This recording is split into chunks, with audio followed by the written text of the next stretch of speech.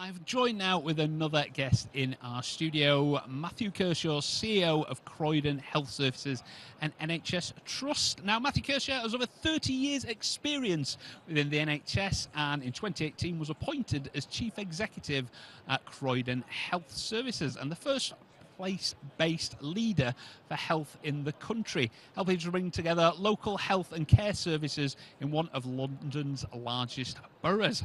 Matthew, that was quite the mouthful, quite the introduction, but a very warm welcome to the studio. Thank you very much. Nice to be here. And tell us a bit about your role as currently stands. Yeah, so I look after, I'm the Chief Executive of the Trust, so we provide hospital services to the 400,000 people who live in Croydon, and we also run the community services, so that's health visitors, district nurses, community nurses, so people are out and about in schools providing care, healthcare to the population of Croydon, as well as the normal hospital, A&E, maternity, etc. So that's my main job, but I also have a role to, as it said, as a place-based leader for health, which is a bit of a mouthful. Yeah, tell us exactly what that means. What that means is I also have a role to sort of oversee all of the other things that go on for the population of Croydon in health terms. Primary care, so they're GP, optometrists, pharmacists, opticians, and also the interaction between the health services in Croydon and the local authority. So health and care, so social care, housing and other services, as well as a link between health and the voluntary sector. So my job is to try and look at the population of Croydon and say, how can we make their healthcare needs be better responded to in a joined-up way, and that's my job. Fantastic. And so nice overview there, yeah. And say oversight of a job, I suppose, just like you say, looking at things holistically. And in terms of, I know you're speaking today, or you've done your session today, haven't you? You're speaking on tackling the elective backlog and redesigning pathways. Elaborate on what that means exactly and tell us what were the sort of key points of your session in case anybody missed it today. Yeah, I mean, it's a bit jargon-led that. Basically, it's post the pandemic waiting lists for care, whether that's outpatients or day cases or inpatient procedures. It's gone up, obviously, because some of that had to be postponed during the early parts of the pandemic. And what the session was about was innovative ways, transforming how we deliver those services to try and get back the waiting times as they were pre-pandemic and indeed improve them. And there's obviously a lot of interest at the moment about continuing to see those waiting times come down because there's a lot of people in the country waiting for those services. And so in Croydon, we've changed a bit how we've organised our services within the hospital to basically increase the capacity and the efficiency of how we run those services so we can do more with less cost and less time so that patients get a quicker and a better service and staff have a better way of working which is more plannable. In the past, quite a lot of those services are affected by what might happen the night before in A&E, and we've changed the way we work to protect our elective or our planned services from some of our emergency care, and that's made it more plannable, and that's meant that we've been able to be more efficient and effective, better for patients, better for staff, better for the system, and my talk today was about some of the ways we've done that and encouraging others to look at how to do that. And a big part of that is really getting doctors, nurses, other clinical staff to own the change and feel like they've got a stake in it and be champions for how they can change how they work, and supported by people like me managerially to make that happen. And that was what I was talking about. Okay, and are you quite pioneering in terms of like Croydon as an area? Is this the sort of one of the first areas to implement these changes and then you're trying to spread the word and roll this out, or are all different areas doing their own individual things, or how does that work as a whole? Everybody's trying to do it. The thing that we did in Croydon, we did it quickly in the pandemic, so we made a change very early on. So as soon as the first wave was over, and that was the time when obviously lots of things got completely locked down, in the second wave of COVID, lots of people were still not doing elective work. And we said, no, we absolutely want to do that. So as soon as the first wave was over, we restarted. And then as the second wave came, we carried on, and we've carried on throughout. And so we're a bit ahead of other people, and that's why we were sharing some of our experience. But we're ahead in some things, in other things, we've got a lot to learn from other people as well. And we're learning from ourselves all the time. So we haven't got this solved, it's not fixed. We still have patients waiting a lot longer than we'd like.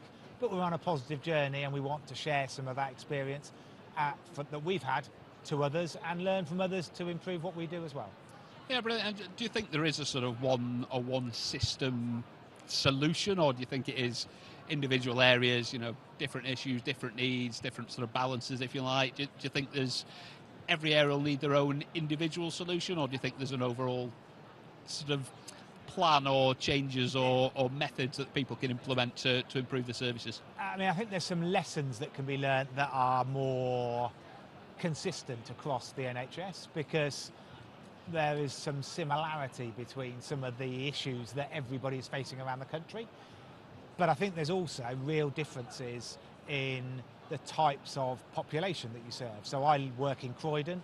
Our population is very diverse ethnically, has very significant health needs and has a lot of health inequalities. If I worked in more affluent parts of southwest London, the needs of my patients are different, and therefore the response to how you organise your services and particularly how you make them accessible to people needs to be a little bit different. So I think there's some lessons that you can learn in principle terms, but you need to reflect your local population. I think you also, a lot in the health service is about the engagement and ownership of staff.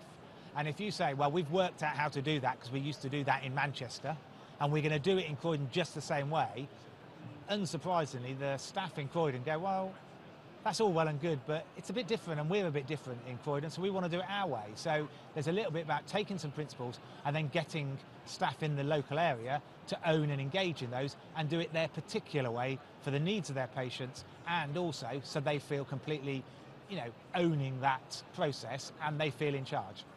So anyone who came to this session, you know, what would you love for them to go away, take away, potentially adapt, adopt, implement within their own organisations? I mean, just on the back of what I've just said, I think there are some principles that I've tried to get across, which is you can do emergency care and elective care on the same district general hospital site. That's what Croydon is. And there's places around the country that says, I can't do that because our emergency care is too busy. And in Croydon, we see the second most ambulances every day for emergency care in the whole of London. And that means that it's very busy in our emergency department. But still, we've made a change in how we've organised our elective care to allow that to also carry on in the same way, at the same time, I should say. So I'd like people to understand you can do both. I'd also like people to take away that it's possible in difficult circumstances to make big change and make it stick. And the way you do that is by engaging clinical staff and getting them to be supported by managers and taking a bit of ownership and seeing that it is possible and getting on and doing it. Fantastic. And in terms of, I know we touched on, you know, innovation, and you said you're learning from other people. Have you had any other sort of key takeaways? You might have spoken to some people here, seen some things, gone to any of the other sessions. Have you got any other particular key takeaways for yourself that you're going to go away and go, I like that, we might adopt this, we might bring this in?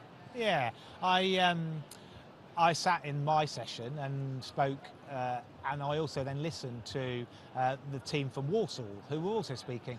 They'd use data in a way for their elective pathways, their reduction in waiting lists. They'd use data in a way that I don't think we'd done it as well. And so I was sitting there thinking, you know, I'm talking here about the things that we've done, but actually I'm learning a little bit from Walsall that the use of data could actually enhance what we do. And I'm going to go back next week and talk to my staff and say, actually, let's look at what they've done and how can we replicate that a little bit in our own context, but learning some of their lessons. So I'd say it's a bit of that. And then I went to Amanda Pritchard's session, the keynote speech, and I mean, very inspiring about, you know, look, we've got to own the fact that it's quite difficult at the moment in the health service for a whole host of reasons, but there's reasons to be positive, and we need to own the challenge, but also not be sort of tied down by it and see the positives and be enthusiastic and optimistic about what we can do going forward. So I've taken that message as well.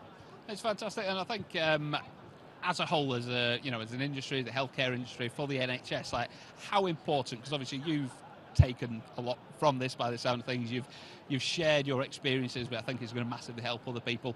As an event, as an experience, you know, the NHS Confederation Expo here, how important do you think this is in terms of the future and the success of the NHS and the healthcare industry as a whole? Yeah, I mean, I think it is actually really important because the NHS is about people, treating the population of the country.